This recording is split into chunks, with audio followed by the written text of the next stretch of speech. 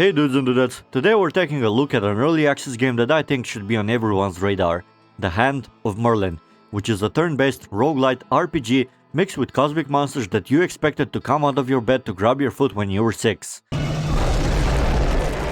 generally don't like roguelike or roguelite games, either because of their art direction, short content, or gameplay mechanics, but I'm fond of this one due to a couple of things.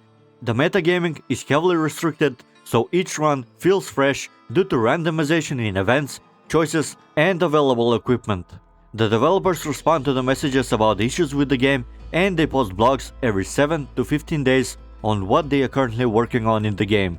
There's frequent patch updates, plus they let the players know their plans moving forward with development. Before jumping into the story, gameplay, and mechanics, I want to remind everyone that this is an early access game and you're probably going to experience bugs in your playthroughs. In my 20 hours of gameplay, I've experienced a total of 4 crashes, 2 of which were me intentionally trying to crash the game. Of course, this will vary from user to user and what kind of API you're using, Vulkan, DirectX 11 or 12.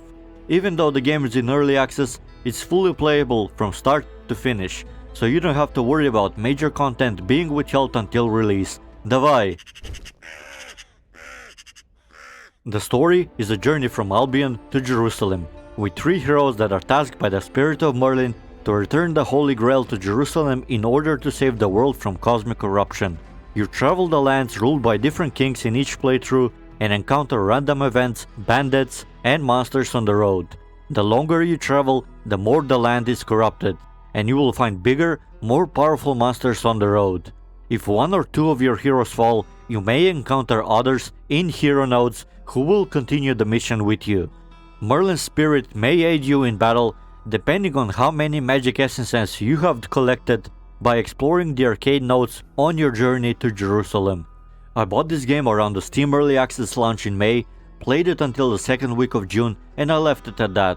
When I came back recently, I continued my progress exactly where I left it. All throughout the patches, I haven't had an issue with a new patch, major or minor, in breaking my progress, so I commend the game for its compatibility so far. You're able to play the whole game with just a mouse. There was recently a gamepad compatibility blog where it said that the Xbox controllers are supported, but there are some issues with the user experience in the game and making the controls work intuitively, for now. I'm unable to test this due to not owning a gamepad, so I rely on what I've read on the Steam forums from the devs.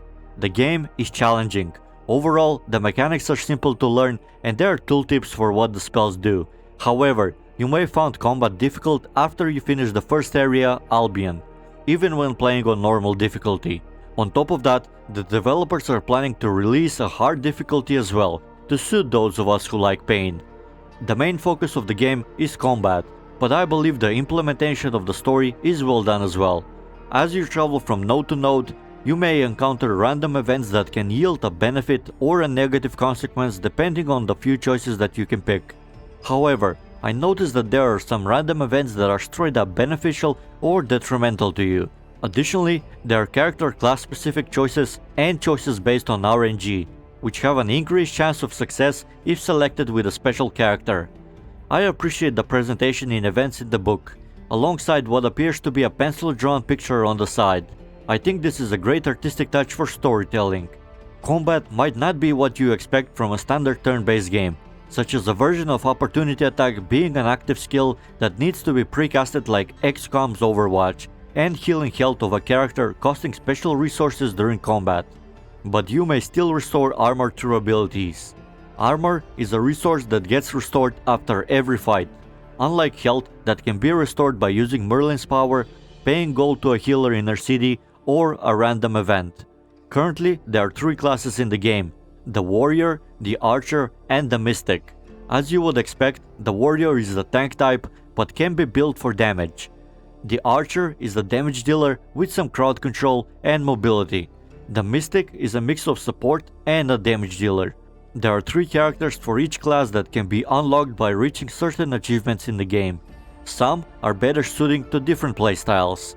The characters start with 2 abilities, one of which is a basic attack, and have a special passive effect that persists throughout the battle. On level up, a character may choose one of 3 randomly drawn abilities for the class, or upgrade one of 4 abilities with 2 randomly drawn upgrade paths. I believe this randomization prevents a meta from emerging in the game and forces the player to adopt a different playstyle as the game progresses, which I believe is a good design decision for the genre of the game. You start off with 3 characters that are pretty good in my opinion. Every time you defeat the final boss of the game with your initial roster, you unlock an upgraded version of those characters that have a slightly more buffed stats and slightly altered visuals. You may choose to start your party with 3 archers or a mix of combination of the heroes that you have unlocked. In general, the combat abilities have been improved over the patches.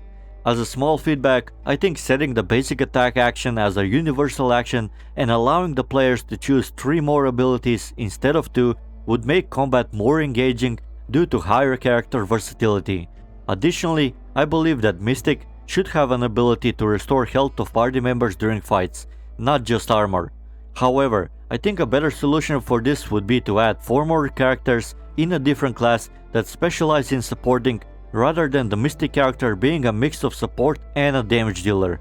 Of course, this is just my opinion, but I believe it will improve both individual focus playstyles and reduce annoyance from some ability RNG picking for the new players. Something that captivated my attention right from the start was the soundtrack. The only issue I have in this regard is the sharpness of the attack sounds, but of course this can be turned down in the volume control to reduce the effect. I think the sound choice fits the environment and combat pretty well. Have a listen.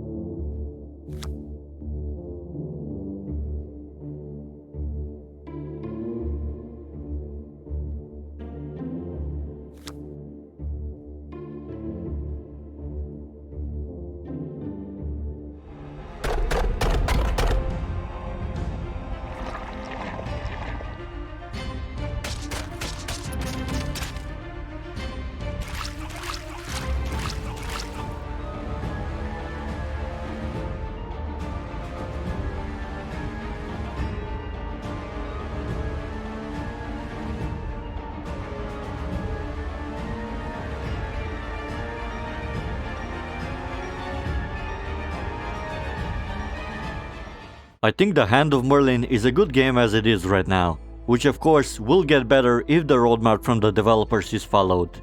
Save game compatibility between the patches is great, and the crashes that I've experienced have set me back 3 minutes at most. Camera is in a static angle, and although I don't like that, we're able to zoom in and out to get a better read of the battlefield. It is manageable. The combat is a bit janky and not what I expected, but it's satisfactory if you keep your game sessions short. The atmosphere is engaging and the soundtrack is appropriate for the situations that you find yourself in. I find myself playing this game in short 30-minute to 1-hour sessions on an irregular basis when I don't have much time before I have to do something or go to the fridge. The game can be beat in about 4 hours if you take your time, but there's plenty high replay value due to unlockable heroes, the randomness of gameplay events, abilities, and items. This is an early access title and I suggest buyers to be wary of them. However, I believe that the Hand of Merlin will be a good product on release.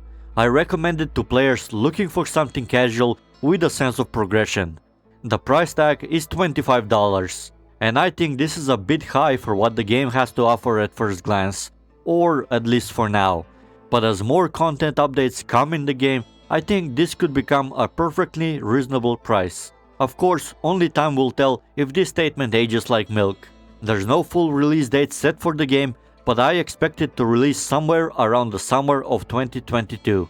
in consideration that there will be unexpected roadblocks in development or unplanned features from community feedback. I will follow up with another review when the game comes out of early access. I hope you learned something, dudes. I will link the developer roadmap in the description. This game won't fill the void you feel in your life, but it might distract you for an hour, and that's good enough for me. Have fun and have a beautiful day.